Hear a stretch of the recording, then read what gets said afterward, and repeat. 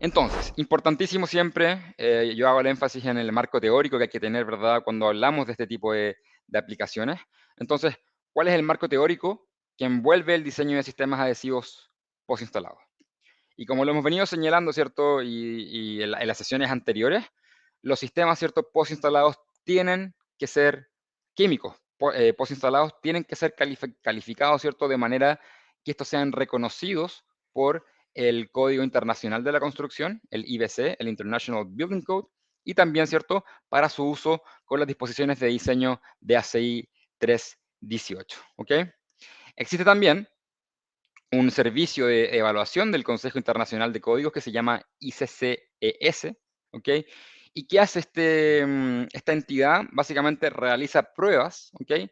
Siguiendo criterios de aceptación para anclajes adhesivos postinstalados, claramente en elementos de concreto, y estas pruebas lo que hacen es otorgar, ¿cierto?, un reconocimiento que se va a ver finalmente reflejado en un reporte llamado ESR o Evaluation Service Report, un reporte de servicio de evaluación o de evaluación de servicio, ¿ok?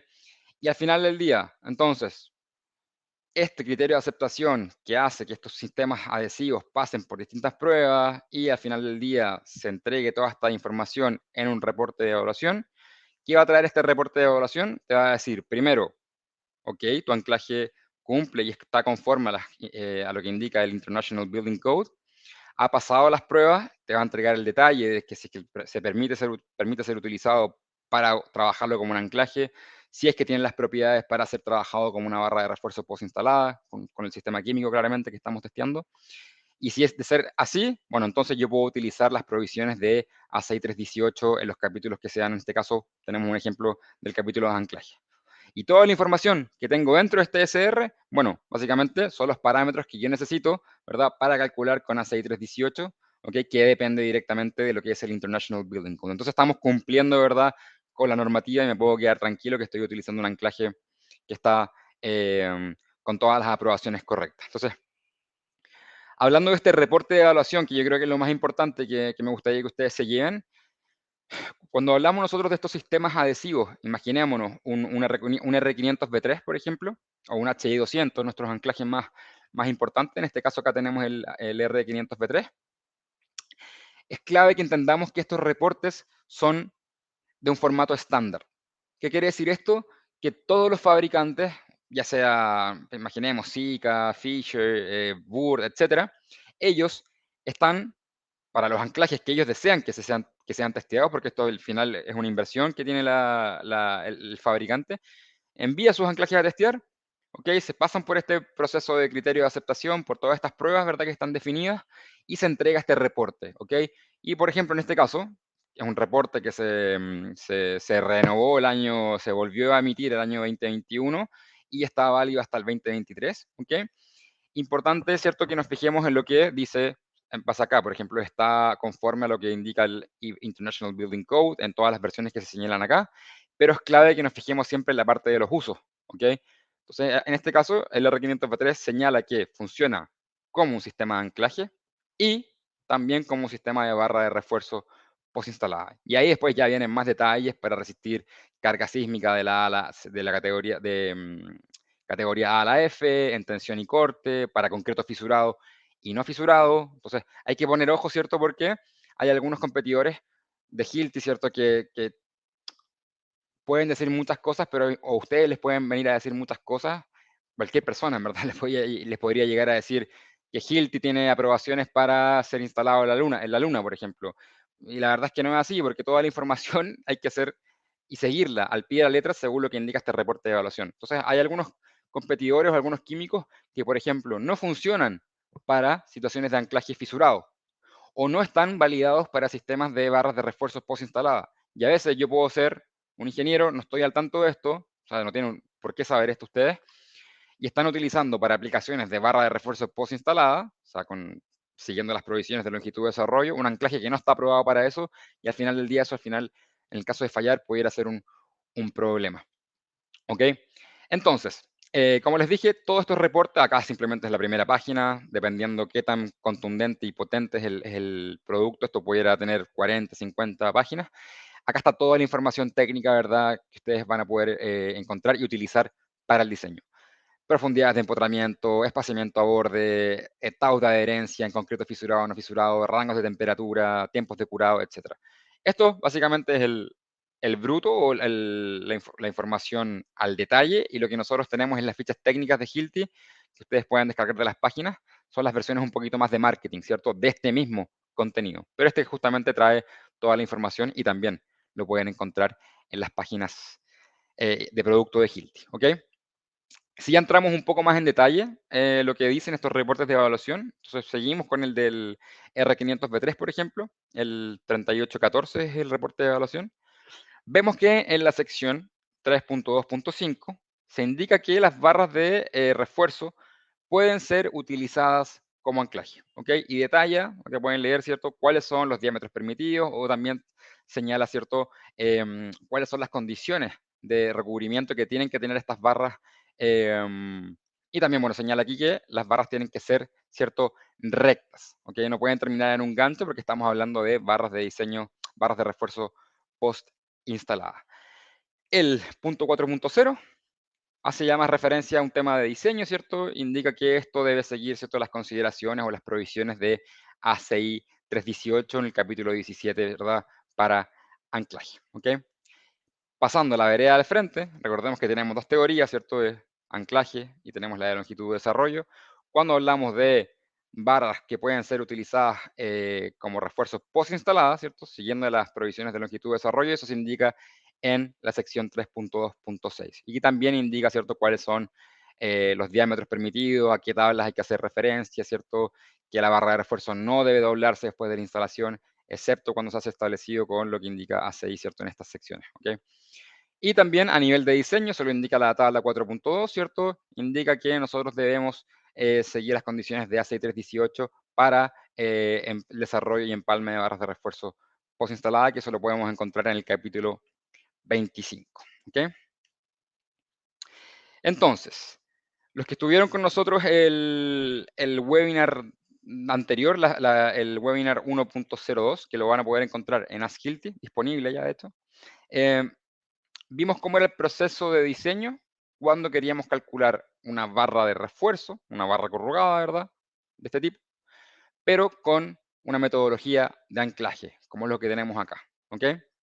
Entonces, de nuevo, recordemos que hay dos metodologías, anclaje y longitud de desarrollo. Entonces, vimos que eh, para calcular este tipo de aplicaciones para anclajes, tenemos que verificar, ¿cierto?, algunos modos de falla, tanto en tensión, ¿cierto?, en tracción, como en cortante, ¿ok? Y cada uno de estos modos de falla, ¿cierto?, en tracción y en cortante, tiene distintos submodos de falla. Como podemos ver aquí, tenemos modo de falla de acero para en tracción, arrancamiento del concreto, descascaramiento del concreto, por lo general cuando tenemos distancia a bordes muy pequeñitas, o por pull-out, ¿cierto? O por una falla de adherencia o deslizamiento del anclaje, generalmente cuando estamos hablando de anclajes que están mal instalados, o cuando, ¿verdad?, la adherencia del anclaje no es la correcta para los niveles de carga, ¿ok? Entonces, ¿cuál es la lógica que hay que seguir?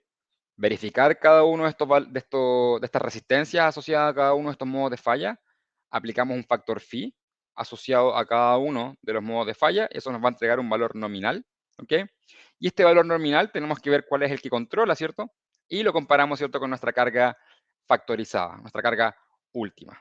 Y haciendo este análisis, ¿cierto?, tanto también en cortante, como verificando esta ecuación de interacción en el caso que tengamos tracción y corte, cumpliendo con esto, de verdad, nos quedamos tranquilos, ¿cierto?, que estamos teniendo un correcto diseño de, de nuestro elemento de anclaje, ¿ok? Siguiendo, ¿cierto?, las consideraciones del capítulo 17. Pero recordemos que todo esto no tienen para qué hacerlo de manera manual, no tienen para qué utilizar hojas Excel, planillas de cálculo, lo pueden hacer directamente desde Profis Engineering, donde automáticamente toda la información puede ser ingresada, ¿cierto?, en esta interfaz 3D, ¿cierto? Y al final del día les va a entregar su reporte detallado, donde está desglosado cada uno de estos modos de falla, ¿cierto? Y el comportamiento de los anclajes, ¿ok? Pero eso fue la primera alternativa de diseño, ¿verdad?, cuando estamos hablando de teoría de anclaje. Pasemos entonces ahora a lo que es la vereda del frente, que es cuando hablamos de refuerzo, ¿cierto?, de barras de refuerzo postinstalada. Deme un segundito, quiero chequear algo. Perfecto. Entonces se me cae la señal y no me doy cuenta. Ok, entonces, cuando yo hago un diseño de barras de refuerzo postinstaladas, ¿cierto? Tenemos que tener en consideración algunos puntos, ¿ok? Primero, ya no estoy trabajando con el capítulo 17, estoy trabajando con el capítulo 25. Eso ya a nivel básico es algo que tenemos que entender. Estamos en un capítulo completamente distinto. Primero, me voy a estar anclando, ¿cierto? O me voy a estar empotrando, ¿cierto? En un elemento de concreto existente, donde ya acá en el otro lado, donde yo entro con mi barra, ya no va a haber una placa de anclaje, ¿ok? Aquí va a haber un concreto nuevo, como es diferente en este caso, ¿cierto? Aquí ya no tenemos una placa y el anclaje que sale, ¿cierto? Probablemente para fijar algún elemento. Acá tenemos un elemento de concreto, ¿cierto? Y esta barra va a continuar y probablemente va a terminar aquí en un gancho, ¿cierto? Pero es muy importante que entendamos también que en esta teoría eh, la barra tenemos que desarrollarla. O sea, vamos a estar trabajando con la fluencia de esta barra para el desarrollo justamente de esta. Y para ello tenemos que también calcular, ¿cierto?, esta longitud de desarrollo, ¿ok? La longitud de desarrollo que la podemos encontrar en la ecuación 25.4.2, ¿cierto?, que viene detallada aquí. Esta es una ecuación que puedo hablar un poquito de ella más adelante, ¿ok? Pero justamente esto es lo importante. También queremos desarrollar la barra justamente para evitar la falla por hendimiento, la falla por splitting, estas fallas por fisuras circunferenciales que ocurren cuando por lo general, ¿cierto?, estamos anclándonos cerca de un borde. Entonces tengo que tener una longitud de desarrollo lo suficientemente o lo correcto, calculada correctamente, para justamente tratar de evitar esta falla, que es por lo general la que controla cuando tenemos este tipo de aplicaciones, ¿ok?